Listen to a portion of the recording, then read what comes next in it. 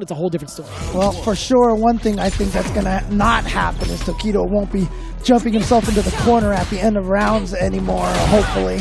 But there we go. Look at that dive kick to punish the stand heavy kick. Oh, damn! He's still going to jump back in the corner. James, Yeah. you're a liar. Oh, man. Well, he didn't jump into the corner, fortunately. So Yeah. side switch there. But speaking of corners here, that's what. Oh, DP afterwards. Yep, that's definitely a plus situation there for Tokido. But look at that counter poke from Mizuha. Mizuha gets that free jump in. That's what the dive kicks do. And as I've mentioned before, I do think that one of Tokido's weaknesses is his anti-air. Oh, that's totally a fine trade for Tokido. Oh, yeah, especially with drive rush from downtown into throw. All right, so Tokido, round number 1 right there. Yeah, so, I mean, again, for everybody, it's hard to anti-air Cammy because you see her jump and you think a dive kick is coming right away and then she does nothing and it's too late. But Tokido on the point right now with that dive kick, with the anti-air. Oh, that's meaty enough. Yep.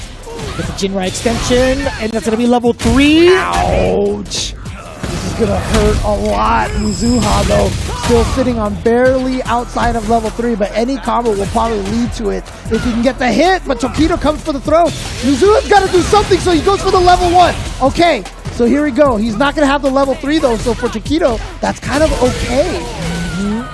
And I love the response, too, after that block dive kick. Go on. I was about to say, if you can bait out that level 1, now you know you can't lose that giant 50% chunk from a critical art, right? Way less pressure, for sure. You're going to be in a situation where it's death by 1,000 cuts. Oops is right, but even a bigger oops from Mizuha, not getting the appropriate punish. What was that? That's an unfortunate situation, and now Tokido has the corner position, and there's that standing light punch that Tokido's been so well known for using back in Street Fighter V. And here in Street Fighter 6 as well. Man, he's so reluctant to anti-air. I know the threat of the dive kick is something to keep in mind, but there's certain angles where I feel like he could maybe jab uppercut.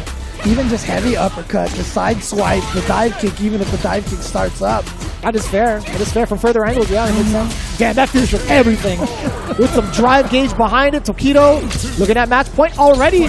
Listen, man, I saw Chris T. He posted it up in the chat. Cammy over Ken. Well, right, maybe he cursed it. He might have just cursed it. It's been looking that way up to this point. But Tokido now coming back here, trying to end Mizuha again from downtown. That drive rush in the throw, but there's that side switch that Cammy has. She has such great control over what side she's on. Throw again. This is so impactful for me. What strategy? What was that? That might have been a try to attempt as a cross-cut, but came out as a heavy kick. There's that side switch again, and now Mizuha's going to be able to take this without spending any meter. He's still alive. Here we go. With all the bar in the world for both ends, Tokido could manage a big opener to shut down Mizuha for good, but we'll see if it even comes to that. Mizuha trying to be a little bit antsy. This is the starter we were looking for. Tokido is looking at half health damage, perhaps. Yeah, there was very little scaling on that whole sequence right there. Man, but again, not a true life lead. Mizuha has the meter, but look at this damage that Tokido is just dishing out. Okay, still applying pressure, that's it! The classic stand heavy punch, punish counter, no matter what range you hit that except for absolute max